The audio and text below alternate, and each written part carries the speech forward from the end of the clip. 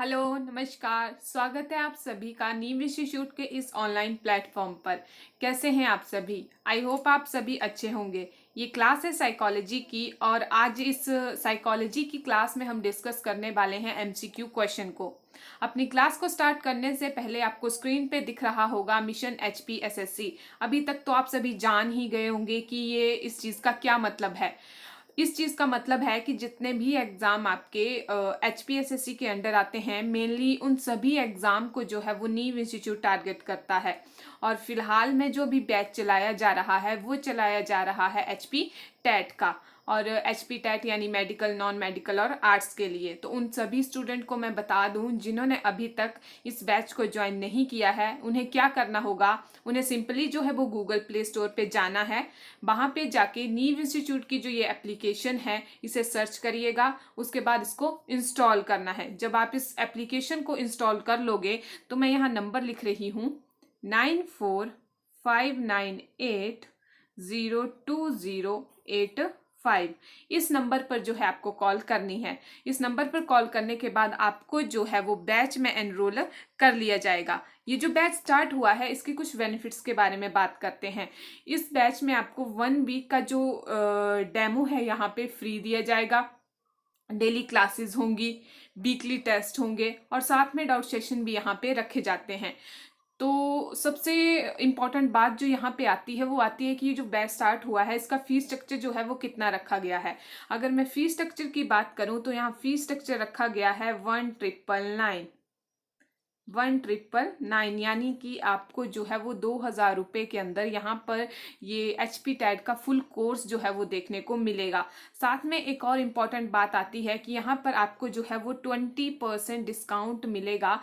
किसके लिए? जो बीपीएल स्टूडेंट है या वो बच्चे जो बीपीएल कैटेगरी से बिलोंग करते हैं। तो ये सारी बातें होगी हमारे बैच से रिलेटेड और साथ में इसके फीस स्ट्रक्चर से रिलेटेड। तो चलिए आज का जो हमारा सेशन है उसे अब हम स्टार्ट करते हैं। यहाँ पे आपको फर्स्ट क्वेश्चन दिख रहा होगा, who developed the thematic apperception test यानी टीएटी। ये किसके द्वारा डेवलप्ड या फिर मैं कहूँ इसके प्रतिपादक कौन थे? ऑप्शन 1 है मूरे, ऑप्शन 2 है मॉर्गन, ऑप्शन 3 है एडवर्ड, ऑप्शन 4 है मूरे एंड मॉर्गन। तो जब मैंने आपको ये टेस्ट के बारे में बताया था जब हमारी क्लासेस थी तो उसमें मैंने बताया था ये जो टेस्ट है द थीमेटिक एप्रिसिएशन टेस्ट, ये किसके द्वारा प्रतिपादित किया गया था? ये किया गया था ऑप्शन नंबर 4 यानी कि क्वेश्चन नंबर 1 का यहाँ पे ऑप्शन नंबर 4 जो है वो सही हो जाएगा, मुरे एंड मॉर्गन। उसी तरह से नेक्स्ट क्वेश्चन देखते हैं। क्वेश्चन नंबर 2 है यहाँ पे 16 pf is used for measurement of यानी 16 pf का प्रयोग किसके मापन हेतु किया जाता है? पीएफ जैसे नाम से ही इसका पता लग रहा है कि क्या है ये पीएफ। पीएफ का मतलब है पर्सनैलिटी फैक्टर। तो 16 पर्सनैलिटी फैक्टर जो है वो किस लिए यूज होते होंगे या 16 पर्सनैलिटी फैक्टर से क्या मेजर किया जाता होगा? तो इसका आंसर ही क्वेश्चन के अंदर है। ऑप्शन नंबर ए है क्रिएटिविटी, ऑप्शन नंबर 2 है इंटरेस्ट, ऑप्शन नंबर 3 है पर्सनैलिटी और ऑप्शन नंबर 4 है मोटिवेशन। तो यहाँ पर क्वेश्चन नंबर 2 का जो है वो ऑप्शन नंबर 3 जो है वो करेक्ट हो जाएगा, दैट इज पर्सनैलिटी। उसी तरह से नेक्स्ट क्वेश्चन हम देखते हैं। क्वेश्चन नंबर 3 है यहाँ पे, the conditional stimulus in पेवलव conditioning is. पेवलव की जो थ्योरी हमने पढ़ी थी डॉग वाली, जिसमें बात की गई थी कंडीशनल स्टिमुलस की, तो वो कंडीशनल स्टिमुलस क्या था? पेवलव के अनुबंधन सिद्धांत में अनुबंधित उद्दीपक क्या है या है? ऑप्शन नंबर ए है बेल, ऑप्शन नंबर 2 है फूड, ऑप्शन नंबर 3 है स्लाइबा और ऑप्शन नंबर 4 है नन ऑफ दीज। तो मैंने आपको बताया है जब हम कंडीशनल स्टिमुलस की बात करते हैं यानी आफ्टर कंडीशनिंग जो हमारे पास कंडीशनल स्टिमुलस बनता है वो क्या बनता है? Option number A, that is Bell. यानी बेल की घंटी यानी सॉरी बेल बजने पर क्या हो जाता है, उसके जो डॉग था उसके मुंह से सलाइबा जो था वो बाहर आ रहा था। उसी तरह से हमारे पास क्वेश्चन नंबर 4 है, fitting new information into existing schemas is known as, क्या कहलाएगा? प्रचलित योजनाओं में नई जानकारी जोड़ने को किस नाम से जो है वो जाना जाता है? ऑप्शन नंबर ए है इक्विलिब्रिएशन, ऑप्शन 2 है एसिमिलेशन, ऑप्शन 3 है ऑर्गेनाइजेशन, ऑप्शन 4 है अकोमोडेशन। यानी कि आपकी जो पहले की जानकारी है, आपके पास जो पहले का नॉलेज है, उसमें न्यू इन्फॉर्मेशन को जोड़ देना, वो आपके पास क्या कहलाएगा? वो आपके पास कहलाता है ऑप्शन नंबर 2 यानी कि एसिमिलेशन। क्वेश्चन नंबर 4 का जो है यहाँ पे ऑप्शन नंबर 2 है जो सही हो जाएगा।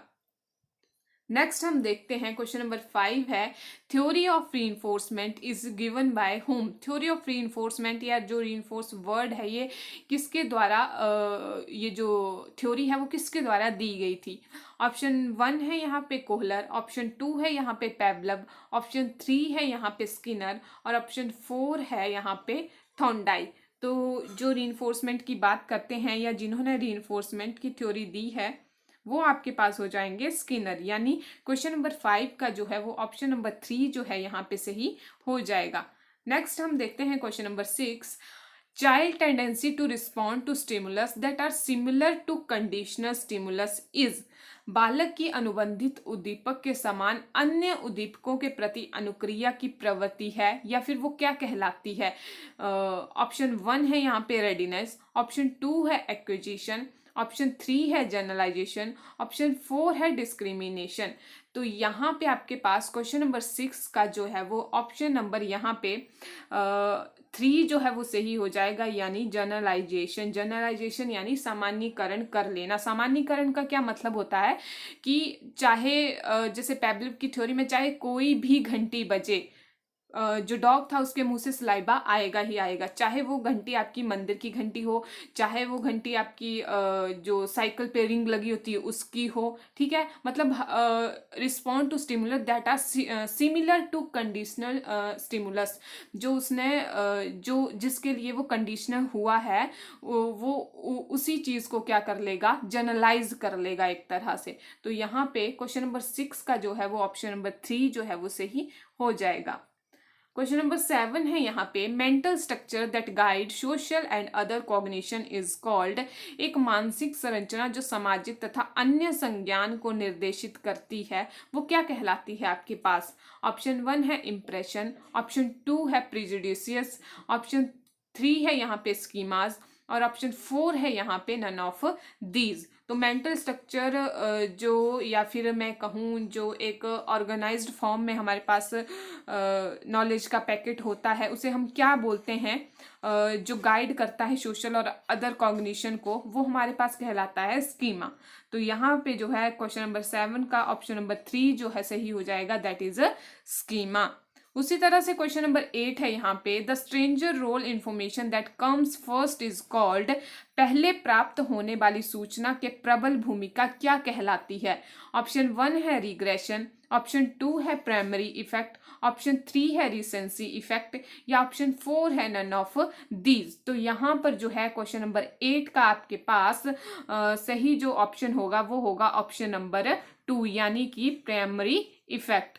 उसी तरह से हमारे पास सेकंड लास्ट क्वेश्चन आता है which of these is not type of long term memory. इनमें से आपके पास कौन सी जो है वो लॉन्ग टर्म मेमोरी नहीं है? ऑप्शन 1 है डिक्लेरेटिव मेमोरी, ऑप्शन 2 है वर्किंग मेमोरी, ऑप्शन 3 है एपिसोडिक मेमोरी, ऑप्शन 4 है सीमेंटिक मेमोरी।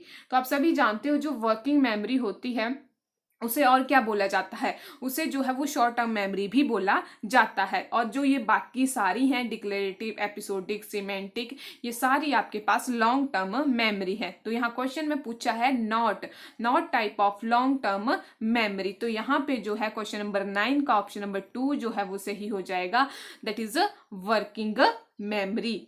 उसी तरह से हमारे पास लास्ट क्वेश्चन है the Skinner box is used for the study of. जो स्किनर बॉक्स है वो किसकी स्टडी के लिए यूज किया जाता है? स्किनर बॉक्स का प्रयोग किसके अध्ययन में होता है?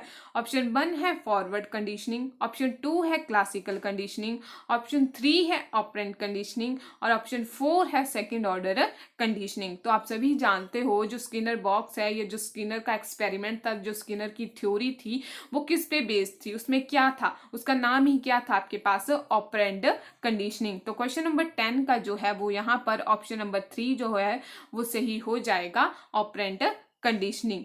तो ये थे आज के कुछ 10 आपके पास MCQ क्वेश्चन। इसी तरह की ये जो MCQ सीरीज हमने चलाई हुई है इसे हम आगे भी कंटिन्यू रखेंगे। तो मिलते हैं अपनी नेक्स्ट वीडियो में, तब तक thank you, have a nice day.